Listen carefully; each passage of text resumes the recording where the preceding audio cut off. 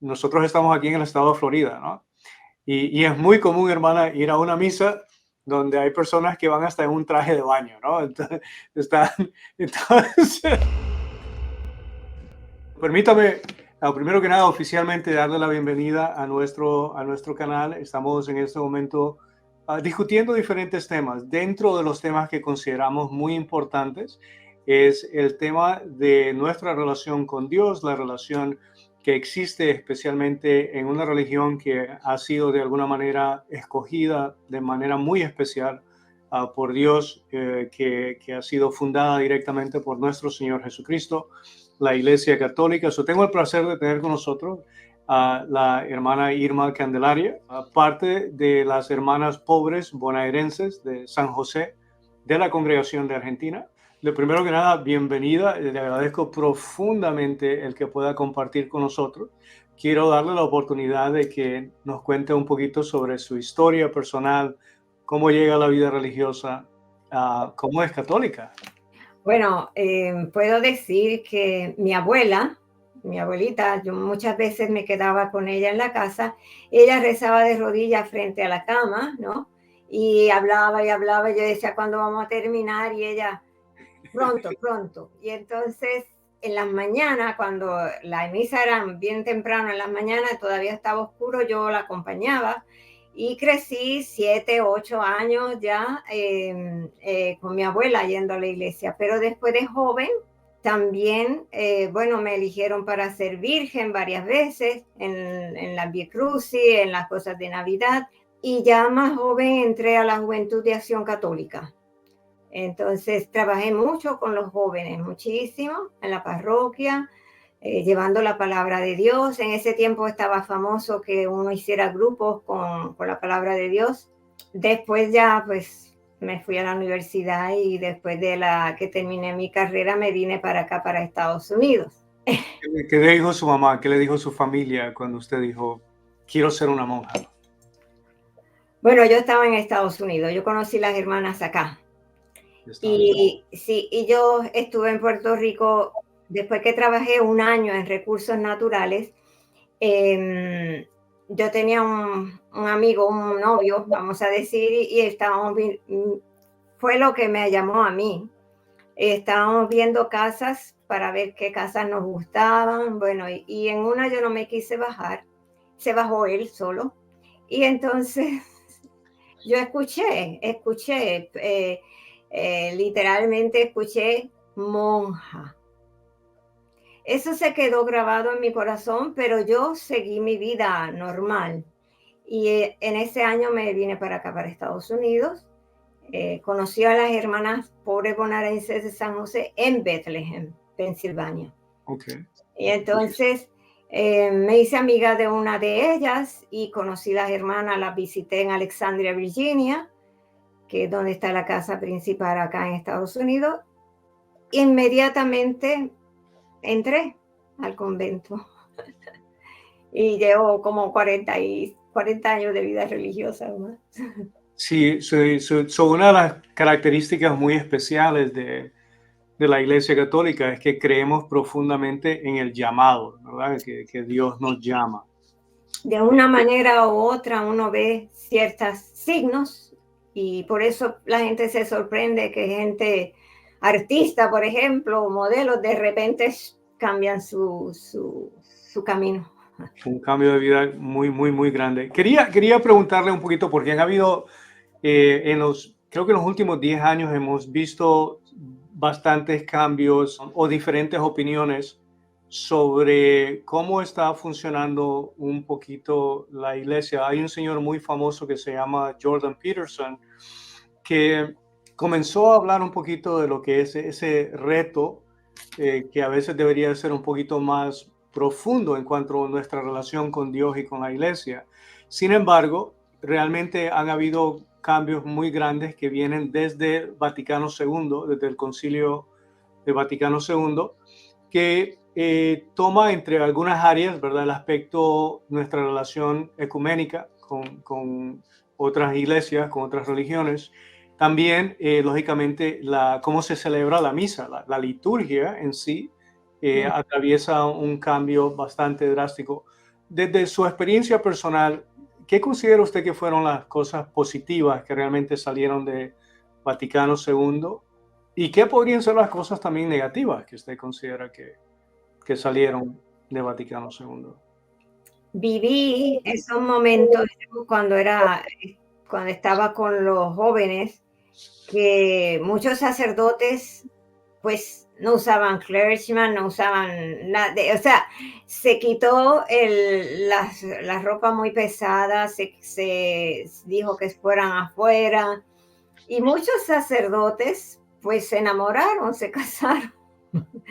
Fue un tiempo de mucho no saber qué hacer por la libertad que no tenían antes. O sea, los cambios que se hicieron fueron tan rápidos que hubo problemas en la iglesia, muchos problemas. A la misma vez, había sacerdotes que sí, que se entregaron muchísimo y fueron los que hicieron que muchos jóvenes, muchas personas empezaran a abrir la palabra de Dios, a ver la palabra de Dios, a tener grupos.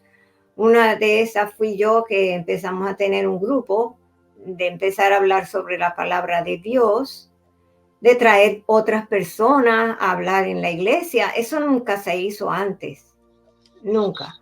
Y lo que dice del ecumenismo tampoco, porque cada iglesia no se hacían, por lo del protestantismo, se hacían más enemigos, ¿no? Más bien no había esa unidad. Luego de que se fue mejorando todo, entonces uno puede hablar con otras religiones y puede invitar a otras personas, siempre pidiendo permiso, eso sí, para que no haya un abuso, pero uno tolera. Lo importante es tolerar, no como hemos visto últimamente en algunos países que no toleran que otros sean católicos, que otros sean de otra religión. Y, y últimamente en Estados Unidos, ¿verdad? Se ve que están atacando a otras personas, y eso es como, no se ha abierto de todo que las personas acepten que otras personas viven una unión con Dios de otra manera o de una cultura distinta. Eso es lo más difícil, lo más difícil. Y eso literalmente era una formulación del Papa Pío X, o San Pío, que es un santo también de nuestra iglesia, que decía eso: una cosa es tolerar y otra cosa es aceptar lo que podrían ser también algunos errores. Esa es una formulación que el Vaticano II pues pone una tela de dudas sobre algunas cosas que estaban sucediendo. La Iglesia Católica realmente también tiene una riqueza de símbolos, ¿verdad? Simbolismo. Por ejemplo, en este momento, las personas que van a ver este video, al ver su atuendo que corresponde a cómo viste la congregación y cómo sigue usted la tradición, ¿verdad?, de mantener su atuendo como monja, que fueron en ese periodo de confusión. Hubo muchas personas que dejaron de vestir, muchos sacerdotes que ya no vestían su atuendo sacerdotal. Y sin embargo, lo interesante es que aunque una persona no sea católica, al verla a usted con su atuendo, inmediatamente piensa en Dios. Eso es uno de los beneficios que existían detrás de estas tradiciones, que la idea era ayudarle a la persona a que pudiera conectarse y pensar inmediatamente en Dios. Aunque la persona no dijera absolutamente nada, una persona religiosa, simple y sencillamente su vestimenta ayudaba a que una persona constantemente estuviese pensando en Dios. Interesantemente, en este momento estamos viendo un movimiento que está creciendo muchísimo dentro de la iglesia, que está volviendo a esa tendencia donde quiere tener un poquito de más reverencia, comenzando con vestimenta. Pero aparte de ello, en el caso de los jóvenes específicamente, ya que usted mencionó los jóvenes, cuando estaban los jóvenes, el día de hoy, en este momento, una de las críticas más grandes que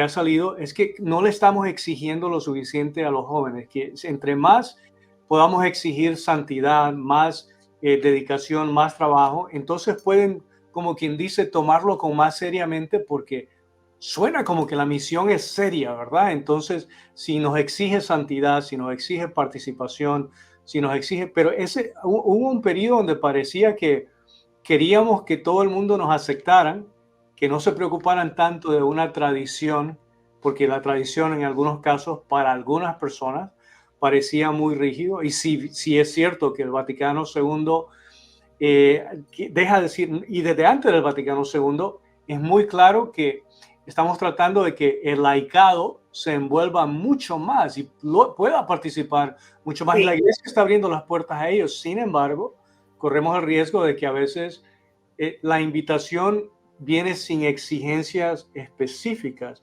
y los jóvenes necesitan un poquito más ¿cómo le dicen? Necesitan ser retados, ¿no? Entre más fuerte es el reto, a veces responde mejor. ¿Qué podemos hacer para retar de manera más eficiente los jóvenes el día de hoy? Es una pregunta difícil porque nosotros se ha tratado de, en nuestra parroquia estoy hablando, ¿no? Sí, Porque sí. en otras parroquias se trabaja mejor. Y yo alabo también a veces los protestantes, vamos a decir protestantes para decir iglesias evangélicas, Ujú. que ellos en sus como convenciones atraen muchos jóvenes, ¿verdad? Claro. Pero nosotros como parroquia, cada parroquia trata de hacer algo para que vengan los jóvenes. Y es bien difícil. Ahora mismo tenemos dos grupitos, vamos a decir, pero no es en nuestra iglesia se llena los domingos, en dos misas completamente llenas, más lo de los americanos, tenemos dos misas en español. Y de los jóvenes es muy difícil que vengan a esos grupitos, es muy difícil. Y yo pienso que no es tanto que la iglesia no da algo, sino que la familia. Las familias buenas traen a sus hijos y ellos se quedan con los jóvenes, pero no todos los jóvenes hacen caso a la familia. Sí, no, claro, evidentemente. Yo creo que eso todos hemos experimentado ese proceso donde no necesariamente le hemos hecho siempre caso a nuestra familia. Yo soy el primer culpable en ese sentido. Sin embargo, esto le mencionaba a Jordan Peterson porque él lo que él decía es precisamente a veces la falta de exigencia. Él tenía otro amigo muy cercano, el padre Victoriano Gallo decía, estamos llegando al punto donde los cristianos o tenemos que ser casi místicos o no vamos a creer en nada. O sea, que tenemos que creer en Dios de tal manera que nos estamos entregando profundamente a la tradición, a la oración, al servicio. Y creo que se nos ha escapado un poquito el explicar lo valioso de la historia tan bella, tan rica que tiene la Iglesia Católica, que a veces no compartimos toda esa perspectiva, ¿no? A los jóvenes les gusta mucho ser parte de un movimiento. Y esto me lleva a la pregunta ya que mencionamos sobre el caso del ecumenismo, ¿verdad? Estábamos hablando de una de las cosas, vuelvo a las formulaciones que utilizaba el Papa Pío X. Él simple y sencillamente decía, el camino a Dios es Jesucristo y el camino a Jesucristo es la Iglesia Católica. Y su perspectiva era las iglesias que son separadas, ya sean ortodoxas o protestantes o cualquiera que sea el caso, nuestra responsabilidad era ayudarles a regresar a la Iglesia Católica. En este momento, una de las consecuencias del Vaticano II, donde queda un poquito de confusión, es todas las iglesias tienen la capacidad de llevarnos a Dios. Y el problema que si ese es el caso, argumentaba Monseñor Lefebvre, argumentaba que si ese es el caso, entonces se pierde el espíritu misionero, porque la pregunta en sí es cómo o por qué todavía tenemos que mantener un espíritu misionero si todas las religiones nos van a llevar a Dios. O sea, no estamos corriendo un riesgo aquí, hermana, de alguna manera hasta, como quien dice, perder nuestro propio propósito, si todos estamos iguales. Y él decía, tenemos que tener cuidado porque no podemos poner el error con la verdad en el mismo nivel. Entonces la idea es cómo podemos mantener nuestro espíritu misionero el día de hoy. Yo les digo lo que nosotros hacemos aquí en nuestra parroquia y hay unas cuantas parroquias que hablan, tienen misas en español.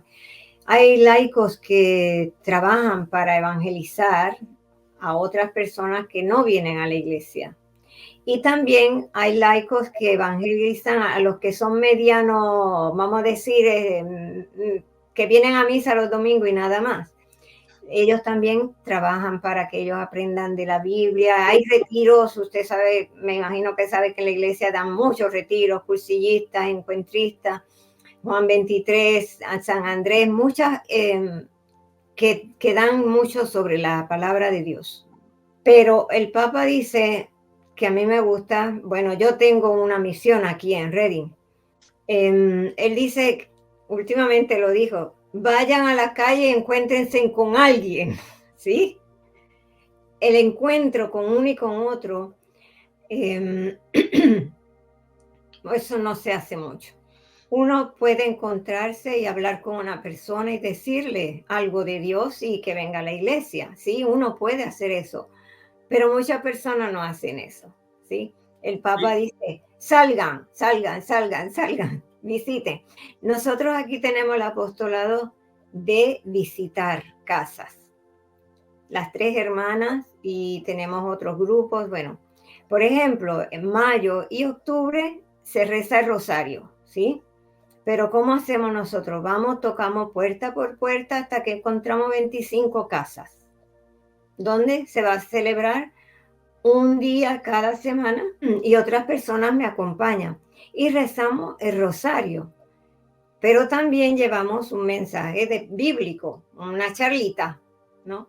Eso se hace en mayo y en octubre. Pero uno va puerta por puerta. Así conoce personas que vengan a la iglesia. Fíjense que son cosas muy caseras, ¿no? Las novenas de difuntos, aquí se hace mucho eso. 9 días en una familia uno conoce muchas personas y a veces no vienen. Los que hacen las novenas no son a veces ni los verdaderos católicos. Los verdaderos católicos a veces no hacen novenas, ¿sí? Pero la gente laica que no está acostumbrada es como, eso es una obligación, hacer 9 días para el difunto. Y así uno conoce personas que no vienen a la iglesia. De alguna manera han logrado mantener ese espíritu misionero. Sí, Porque sí hubo un verdadero periodo de confusión, ¿no? Por cuando se estaba diciendo, y realmente eso era lo que se decía, ¿no? Si todos, si ya no estamos pidiendo o exigiendo que nuestros hermanos separados regresen a la Iglesia Católica, entonces, ¿cómo logramos mantener ese espíritu misionero? Creo que, gracias a Dios, como lo que usted lo está describiendo, sí. hay grupos, hay entidades, hay personas que están dedicadas a llevar, lógicamente, la buena nueva del Evangelio y lo mantienen desde una perspectiva católica. De manera personal, creo que usted pasó tiempo en Argentina, ¿no? O sea, tuvo la oportunidad de la persona que todo el mundo conoce como Papa Francisco. Conoció usted al cardenal Jorge Bergoglio, ¿no? Sí, lo conocí de sacerdote. He ido unas cuantas veces a Argentina y la última vez estuve allá como 10 años. Estuve. Y entonces, trabajando en el Hospital Militar Central de Buenos Aires. Conocí a muchísimas personas y muy sacerdotes. Y en el hospital, una vez al año, se hacía una misión que íbamos a visitar los soldados, que muchos de ellos son pobres, los soldados. Sí, teníamos misión ahí. Eso era hecho por el que está encargado, ¿no? de los militares, el sacerdote. Luego a los padres de jesuitas están cerca y eran los que nos daban misa a nosotras en la casa madre. Muchas veces yo llevaba y traía porque sabía manejar de joven. Entonces, cuando estaba allá en Argentina, buscaba a los sacerdotes y a veces era el cardenal que es hoy el Papa. Después, yo trabajé en las obras misionales pontificias y ya el Papa era cardenal en ese entonces y él visitaba porque habían reuniones de toda Argentina ahí, así que lo veía frecuentemente, bastantes veces. So, estamos viendo también un poquito de sufrimiento entre las personas que quieren que de alguna manera pues la iglesia vaya actuando, como quien dice, de acuerdo a los tiempos y alejándose un poquito de la tradición. Y estamos viendo una tendencia de un grupo de personas que todavía quieren mantener vivas tradiciones que han estado parte de nuestra iglesia por 1700 años, por decirlo de esta manera. Una de ellas es la práctica litúrgica, ¿verdad? En este momento estamos viendo, por ejemplo, lo que fue la misa tridentina y lo que el día de hoy es el Novus Ordo, que estamos viendo en este momento. Una de las cosas que se ha criticado fuertemente son lo que se llaman abusos litúrgicos, ¿no? Donde por ejemplo, el tomar la comunión de la mano, que son, y el problema es que son directamente promovidas, ¿no? O sea, que están siendo aprobadas incluso, que a estas alturas no se le puede acusar al feligrés de estar haciendo algo equivocado si las instrucciones están siendo dadas por la misma iglesia. Pero ¿cómo podemos invitar a una persona, hermana, a que pueda mantener el mayor alto nivel de reverencia, sobre todo cuando se trata de participar en la misa, sobre todo cuando estamos hablando del acto de tomar la comunión? Sí, es un problema del sacerdote, no es problema de la gente, porque si usted dice a la gente, tenemos unos sacerdotes buenísimos aquí en la parroquia, y los que estaban antes también. Donde yo he estado, he tenido sacerdotes sumamente buenos, que no están con cosas raras, ¿no? Pero de que hay muchas cosas raras en los sacerdotes, hay. Pero el sacerdote de aquí constantemente a veces dice, no tome la comunión con los dedos, en la mano y un paso y inmediatamente no se lleve la comunión. Varias veces, de vez en cuando lo dice, ¿no? La reverencia está en que uno lo haga con devoción y que vaya caminando con amor a lo que va a hacer. Si el sacerdote no se... Cuerpo de Cristo, pues es el sacerdote que ya lo ha aprendido, porque esto viene de la iglesia y ellos tienen que tener su formación y todo, pero es como todo. Uno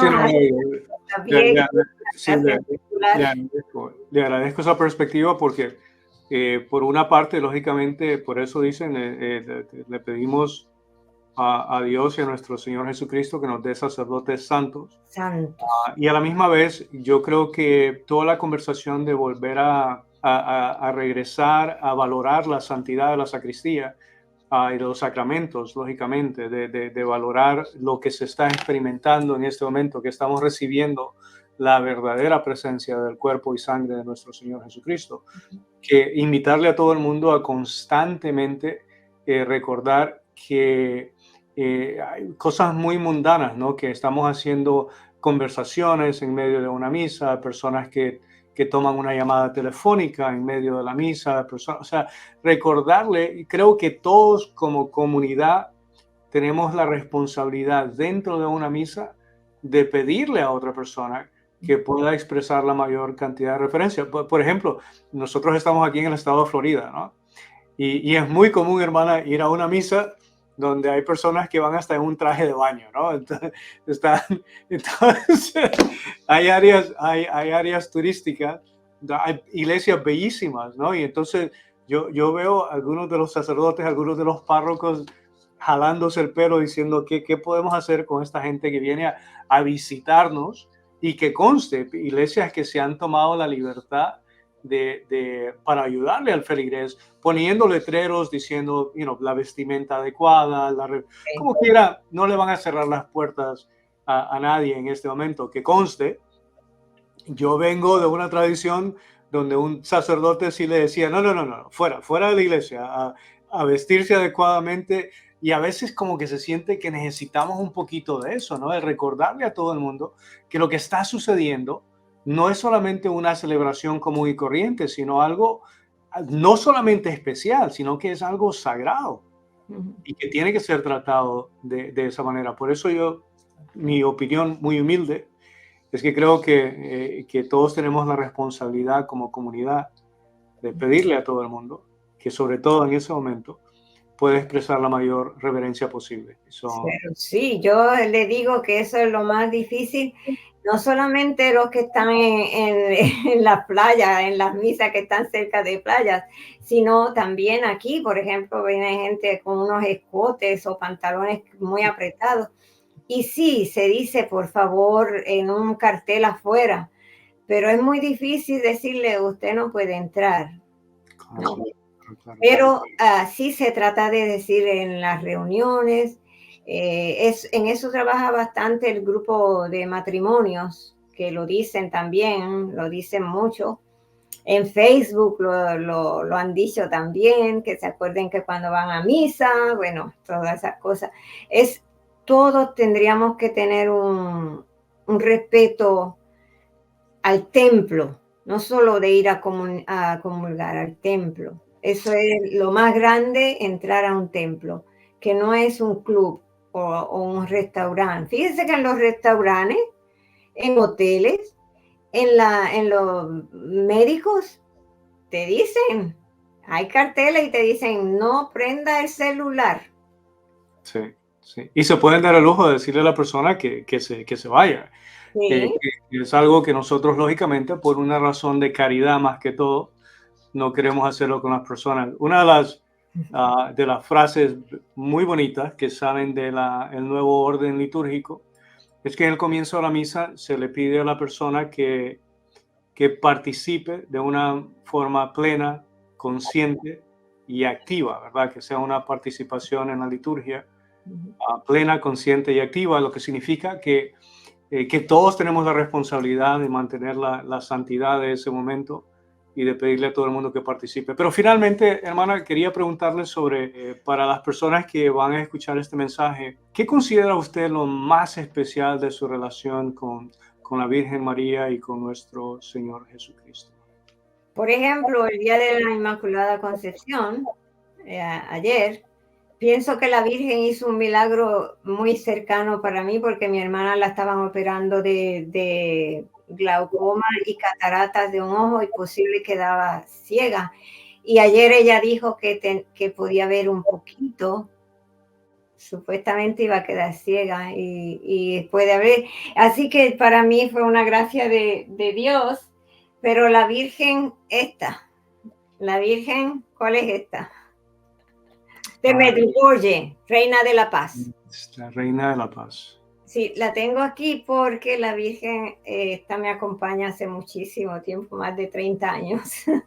Wow, wow, wow. Porque cuando empezó a hablarse de la Virgen, una señora vino a mí, empezó a contarme y siempre me ha tenido, me tuvo en contacto. Entonces fuimos difundiendo en Alexandria, Virginia, conocer la Virgen Reina de la Paz. Y después he encontrado gente que se encuentra conmigo. Hace poco una señora de aquí está haciendo, que me enteré hace poco, ¿cómo se dice?